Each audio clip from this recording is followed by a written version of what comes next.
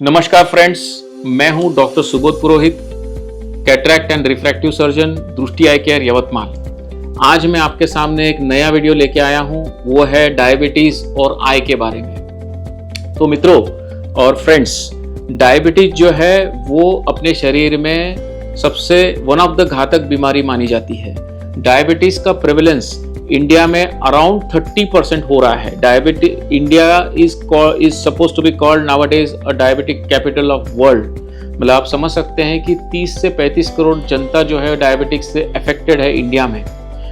और डायबिटीज जो है वो दो टाइप की होती है। एक होती है diabetic insulin dependent diabetes, that is type 1 diabetes, और नंबर 2 होती है diabetes type 2, that is non insulin dependent diabetes.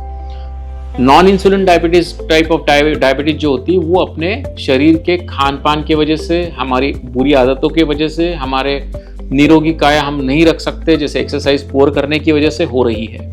तो दोस्तों, चाहे कोई भी टाइप का डायबिटीज हो, उसका असर हमारे शरीर में जरूर होता है।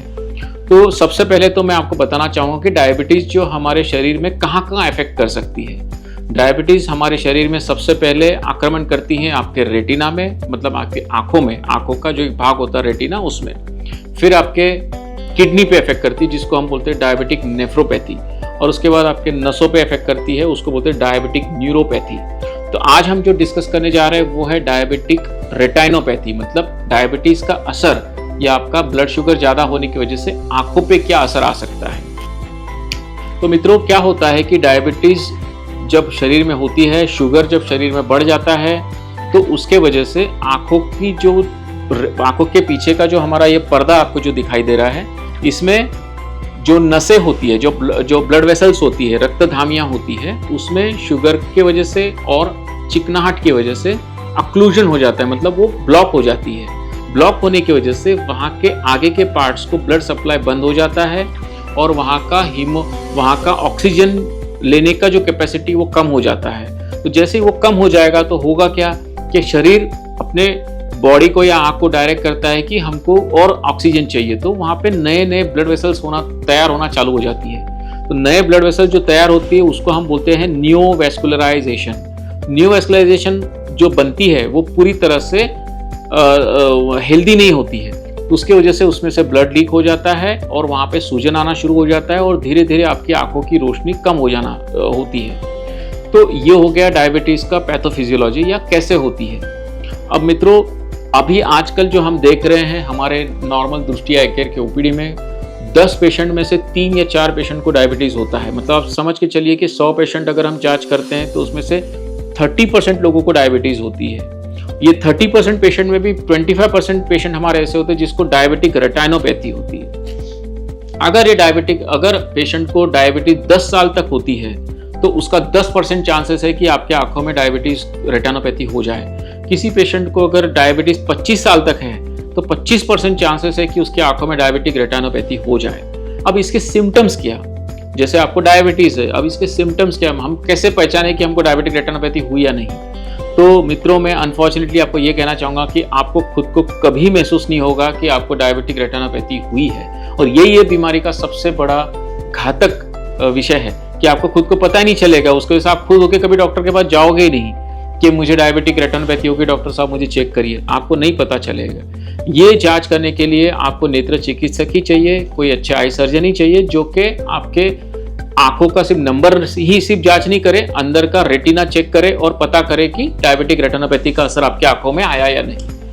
तो जब आप नेत्र चिकित्सक के पास जाते हैं या हमारे पास आते हैं तो हम लोग क्या करते हैं कि पेशेंट को 10 से 15 मिनट आंखों में दवाई डाल के पुतली फैलाकर उसका रेटिना जांच करते हैं मशीन में, जिसको बोलते हैं डायबिटिक रेटिनल एग्जामिनेशन। उसके भी अलग अलग मशीन है जिससे हम फोटोग्राफ निकाल के उसका डॉक्यूमेंटेशन भी करते हैं, जो कि मशीन दृष्टि आई केयर हॉस्पिटल में उपलब्ध है, जिसको हम बोलते हैं DRS, मतलब डिजिटल रेटिनल स्कैनिंग।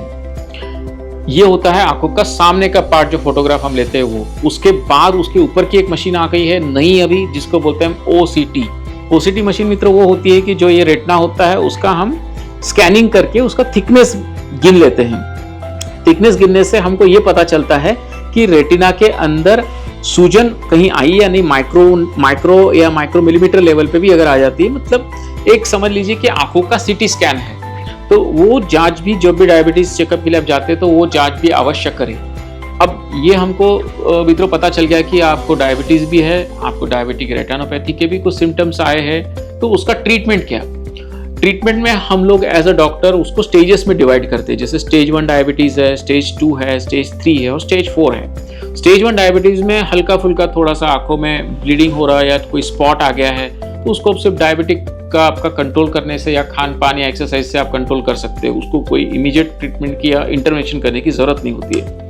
प्रॉब्लम आता है जब आपको डायबिटिक स्टेज 2 या स्टेज 3 की होती है रेटिनोपैथी, जहाँ के सूजन थोड़ा ज़्यादा है, आपका विजन भी अफेक्ट कर रहा है, तो हम लोग उसमें सूजन अगर ज़्यादा होती है तो एंटी VEGF जो बोलते हैं हम, एंटी VEGF वो इंजेक्शंस देके आपकी सूजन कम करते हैं आंखों की।